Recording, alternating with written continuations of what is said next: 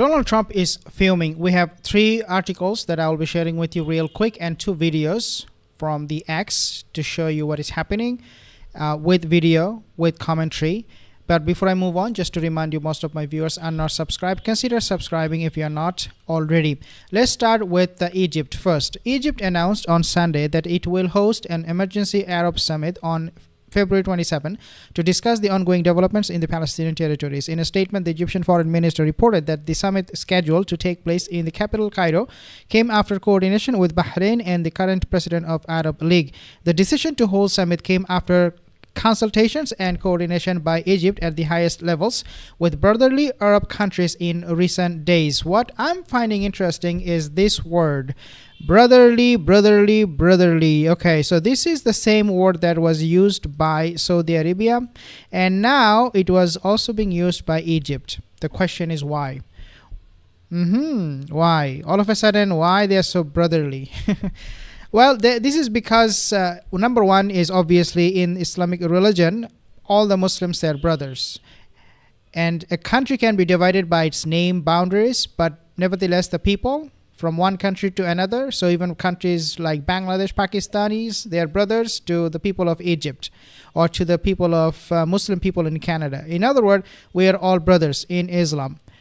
And this was something highly objectionable by UAE. Countries like Saudi Arabia even, they did not want to use the word brotherly because that would bring back all the past incidents where they have seen how in the name of a religion a political party is formed. For example, what happened in Egypt under Mohammed Morsi, the Brotherhood party, and they banned it in Egypt. Now they're using those kind of word brotherly because they see that this is really the only way to connect or appeal or pull at the heartstrings of those Muslims around the world, because the Muslims, they know, these leaders, Arab leaders, they know that general Muslims, 2.1 billion Muslims now, they do not trust these leaders.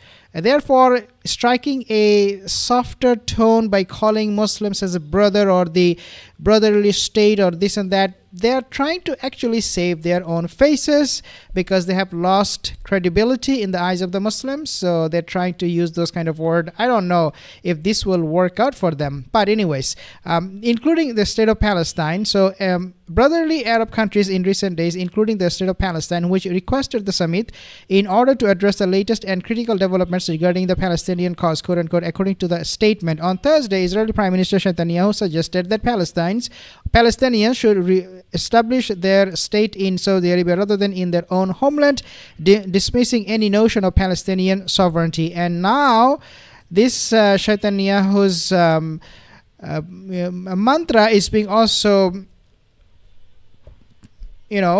being repeated by none other than this guy. Let's take a listen to what Donald Trump is saying in his recent comment about the Palestinian state. I'm committed to buying and owning Gaza. As far as us rebuilding it, we may give it to other states in the Middle East to build sections of it. Other people may do it through our auspices. But we're committed to owning it, taking it. Okay, so we're committed to owning it, taking it. This is not America first policy whatsoever. This is Israel first policy. Now, they're obviously Donald Trump, like him, and Ben Gavir, he basically said this is just we are becoming a laughingstock. This is such a joke on us.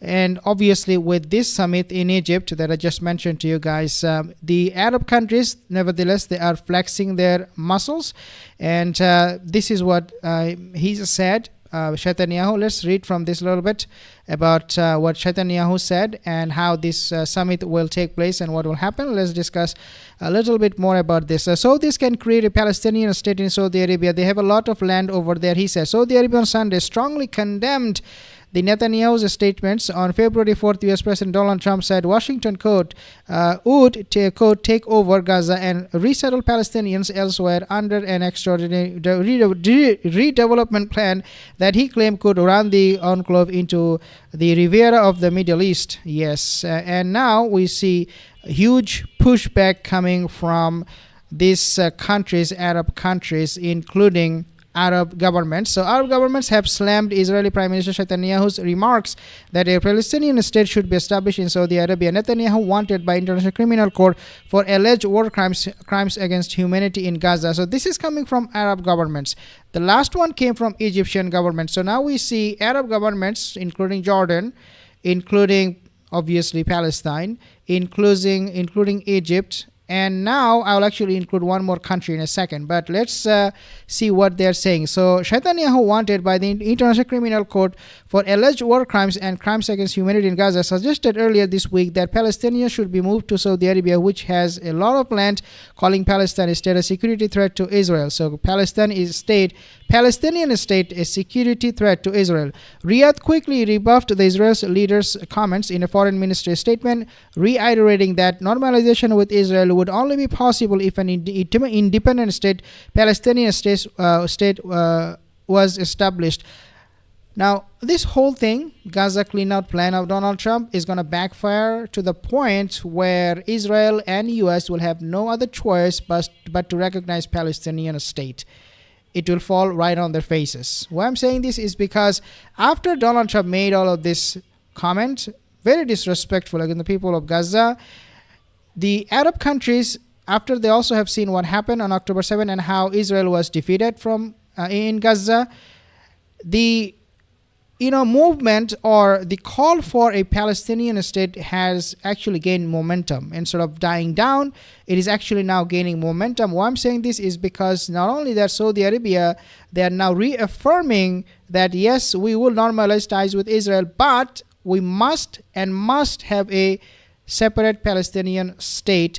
But also Egypt and Jordan, these governments, they're sympathizing with Palestinian cause because they believe that giving Palestinian a permanent state would have a permanent solution to this problem. Otherwise, they do not want to deal with this kind of rhetoric coming from Washington anymore.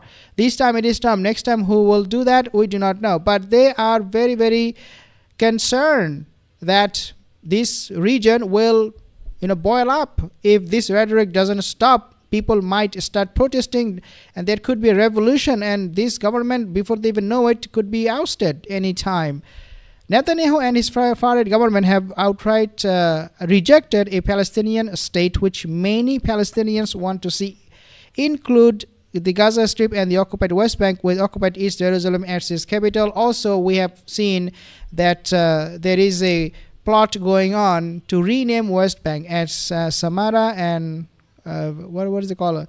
Samara Vida or something like that. I forgot. But that name is taken from the Bible. In other words, Israel doesn't want to recognize West Bank by its name anymore. Okay, it is a biblical name. It has a biblical name, and Israel wants to have 100% control over this piece of land. Now, the biggest rejection and threat to not just Trump, also U.S. military is coming from this country. Take a look at what this is talking about. So Turkish President Recep Tayyip Erdogan said Sunday no one had the power to remove Gazans from their war-devastated homeland, dismissing Donald Trump's plan to expel the Palestinians and let the U.S. take control. Nobody has the power. Like, he's directly challenging U.S. military. You come, you try to get Gaza, and we will see you there. I mean, this is exactly what this rhetoric is. I mean, oh my God, is Turkey is inviting U.S. for a war over Gaza? Well, now, I mean, a lot of people will say, oh, Erdogan is all talk, no action. I agree. For the most part, yes, he was not able to do anything. But now he has, his tentacles in Syria. He has his people, his military. He can do a lot of things now with that. He now has more player to play with this chess game. No one has the power to remove the people of Gaza from their eternal homeland. So eternal homeland that has been around for thousands of years, he told late night news conference at Istanbul airport before flying to Malaysia. So that came at a very good time because Malaysia, they're also on the same page. Gaza, the West Bank, and East Jerusalem belong to the Palestinians. Trump's proposal to oust more than 2 million Palestinians living in Gaza and redevelop it prompted a global backlash that has enraged the Arab and Muslim world. The U.S. President announced his proposal on Tuesday at a joint news conference with Israeli Prime Minister Netanyahu. But Erdogan appeared to dismiss it as worthless, and Erdogan knows that Trump is just playing games. The proposals on Gaza put forward by the new U.S. administration under pressure from the Zionist leadership have nothing worth discussing from our point of view. Again, you can see that he's dismissing it to the most ridiculous and disgusting way. It is not even worth for us to really talk about that proposal. Read again. The proposals on Gaza put forward by the new U.S. administration. He didn't name Donald Trump. He didn't name Donald. He said new U.S. administration under pressure from the Zionist leadership. So basically he's exposing that, well, U.S. is doing it all because of people like Bezalel Smotrich and Ben Gvir and Netanyahu. In other words, Erdogan is calling Donald Trump as a puppet of the Zionist. Oh, wow. This is, the Zionist word is being used also, being tossed around by the Arab leaders and now Turkey quite often these days. Haven't you noticed that? Turkish Shura Council, powerful Shura Council, they call Zionists, the Israeli Zionists, which is something they do not like to be called by. And now Erdogan is also using the same tone. Zionists, you guys are just making Donald Trump do things for you. You have the strings on Donald Trump. In an interview with Palestine television earlier on Sunday, Turkish Foreign Minister Hakan Fidan ruled out the idea of forcing out the Palestinians from Gaza. Now, I want to actually share with you this particular commentary. The audio is not really clear, but I want you to pay attention to a little bit, not too much, as to what this person, Bernie Sanders, is saying about Gaza. It is literally impossible to understand what Trump is talking about in terms of Gaza. It is incomprehensible. Here you have a people who in the last 15 months have suffered unbelievably. Over 45,000 people in Gaza have been killed, over 100,000 have been injured, mostly women and children. Virtually all of the housing has been destroyed, the healthcare system, the educational system, all destroyed. And now in response to all of that, what Donald Trump is saying, hey, we're going to push these 2.2 million people out of Gaza and we're going to build something really beautiful like the French Riviera so the billionaires can come and enjoy the beautiful view. It is grotesque. It is almost unspeakable. So together we are going to work and make sure that we rebuild Gaza for the Palestinian people, not for the billionaire class. Thank you. The word, I loved it, grotesque. This is grotesque, and this is exactly what it looks like when it is when something is grotesque. Absolutely fantastic.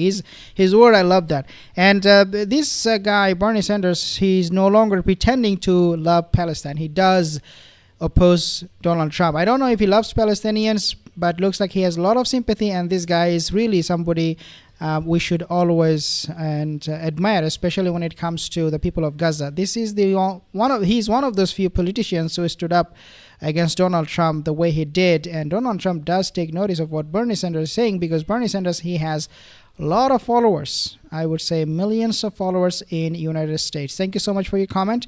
Callum, Jackson, Yusuf, brother Mr. Only Jordan, King Khadija, thank you guys. I'll see you in the next videos. Have a wonderful. Leave a comment in the comment section below.